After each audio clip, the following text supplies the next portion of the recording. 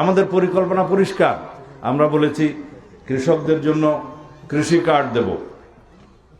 সেই কৃষি কার্ড প্রত্যেকটা কৃষকের কাছে থাকবে। বড় কৃষক, মাঝারি কৃষক, ক্ষুদ্র কৃষক প্রত্যেকের কাছে থাকবে। সেই কৃষক লবণ চাষি হতে পারে, মৎস্য চাষি হতে পারে, পশুপালন করতে পারে, ধান চাষ করতে পারে, সকল চাষিদের কাছে থাকবে। তারা সেই কার্ডের মধ্য দিয়ে ডিজিটাল পদ্ধতিতে আবহাওয়ার রিপোর্ট পাবে। তারা সেই কার্ডের মাধ্যমে কৃষি লোন পাবে এবং কৃষি পণ্যের যে সমস্ত কৃষি উপকরণের প্রয়োজন তা ন্যায্য মূল্যে পাবে। আর তার উৎপাদিত দ্রব্য যথাযথ মূল্যে বিক্রি করতে পারবে, সেই ব্যবস্থা সরকার করবে। এবং পচনশীল কৃষি দ্রব্যের সংরক্ষণের জন্য সরকার প্রয়োজনীয় ক্ষেত্রে জায়গায় জায়গায় সংরক্ষণাগার করবে। প্রাকৃতিক পদ্ধতিতেও সংরক্ষণাগার করা যায়। এইভাবে কৃষকের অর্থনৈতিক অবস্থা পরিবর্তনের মধ্য দিয়ে কৃষকের মেরুদণ্ড শক্তিশালী হবে। তাহলে জাতির মেরুদণ্ড বলতে আমরা বুঝি শিক্ষায় জাতির মেরুদণ্ড, অর্থনৈতিক মেরুদণ্ড কৃষকের মেরুদণ্ড। তাহলে আমরা এই জাতিকে একটি সমৃদ্ধশালী জাতি হিসেবে গড়ে তুলতে পারব।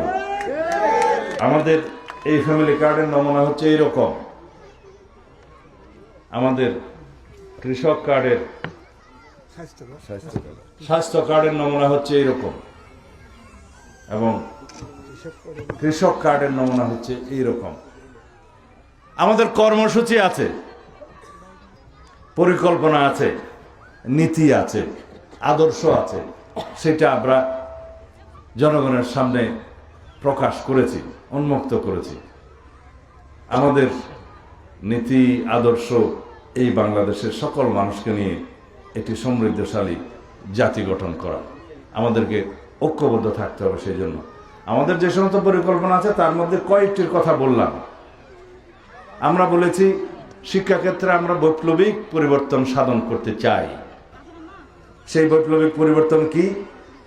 আমাদের সন্তানরা এখন শুধুমাত্র ডিগ্রি অর্জনের জন্য বিদ্যালয়ে যায়, কলেজে যায়, বিশ্ববিদ্যালয়ে যায় এবং ডিগ্রি প্রাপ্ত বেকার হয়ে যায় অধিকাংশই। সেজন্য আমরা বলেছি প্রাথমিক পর্যায় থেকে মাধ্যমিক, উচ্চ মাধ্যমিক পর্যন্ত আমরা আমাদের সন্তানদেরকে যে কোনো একটি বিদেশি ভাষা শিক্ষা বাধ্যতামূলক করব। ক্রীড়া চর্চায় তাদেরকে বাধ্যতামূলকভাবে অংশগ্রহণ করতে হবে, সংস্কৃতি চর্চায় অংশগ্রহণ করতে হবে। সবচাইতে বেশি বড় সেটা হচ্ছে তাদেরকে কারিগরি প্রশিক্ষণ নিতে হবে যে কোনো একটা বিষয়ে। সেই কারিগরি প্রশিক্ষণটা প্রাপ্ত শিক্ষার্থী তার শিক্ষা জীবন শেষে নিজের কর্মসংস্থান নিজে করতে পারবে অথবা চাকরির সংস্থান করতে পারবে দেশে এবং বিদেশে। তাহলে বিদেশে গেলে সে দক্ষ মানুষ হিসাবে, দক্ষ জনশক্তি হিসেবে রপ্তানি হবে, দেশের জন্য বৈদেশিক মুদ্রা অর্জন করবে। এই পরিকল্পনা তো একটু সময় লাগলেও খুব বেশি সম্ভব বাস্তবায়ন করা।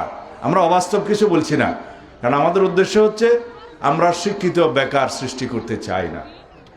আমরা কর্মক্ষম হাতের সৃজন করতে চাই। আমরা 18 কোটি মানুষ, ভবিষ্যতে হয়তো আরও বাড়বে, কিন্তু 18 কোটি মানুষের 36 কোটি হাত যদি আমরা কর্মের হাত হিসাবে গড়ে তুলতে পারি তো এই জাতিকে রুখে দেবে আর সাধ্য আছে কারো? আমাদের অর্থনৈতিক সমৃদ্ধি হবে ইনশাআল্লাহ। আমরা একটা সুন্দর, সমৃদ্ধ, সুস্থ জাতি পাব। এই হচ্ছে আমাদের পরিকল্পনা। আমরা পরিবেশের জন্য বলছি বৃক্ষরোপণ সহ, অন্যান্য খাল খনন সহ, প্লাস্টিকের ব্যবহার কম করা ইত্যাদি অনেক পরিকল্পনা আছে যেগুলো খুবই বাস্তবায়নযোগ্য। আর অন্যান্য দল যারা মাঠে নেমেছে তাদের কোনো পরিকল্পনা নেই, কর্মসূচি নাই এদেশের মানুষের জন্য। তারা সমালোচনা করছে বিএনপি এই সমস্ত কার্ড টার্ড এগুলো বলছে, এগুলো পারবে না। আপনারাই বলেন এই সমস্ত কার্ড বাস্তবায়ন করতে পারা সম্ভব কিনা? এই সমস্ত কর্মসূচি যে পরিমাণ অর্থ বিগত সরকারের সময় দেশের থেকে বিদেশে পাচার হয়েছে তার শতকরা 10% দিয়ে এই সমস্ত সকল পরিকল্পনা বাস্তবায়ন করা সম্ভব। আমরা আর্থিক খাতে যে বিশৃঙ্খলা হয়েছে সেই বিশৃঙ্খলাকে যদি সুশৃঙ্খল পর্যায়ে নিয়ে আসতে পারি ইনশাআল্লাহ সেটা করতে হবে।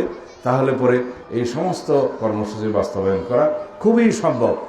তা আমরা শিক্ষা ক্ষেত্রে, স্বাস্থ্য খাতে, কৃষকের ক্ষেত্রে এবং আমাদের মা বোনদের জন্য সামাজিক সুরক্ষার ক্ষেত্রে যে সমস্ত পরিকল্পনা দিয়েছি, এই পরিকল্পনাগুলো ইনশাআল্লাহ বাস্তবায়নের জন্য আপনারা সবাই ঐক্যবদ্ধভাবে ধানের শীষের পক্ষে রায় দেবেন আগামীতে সারা দেশে।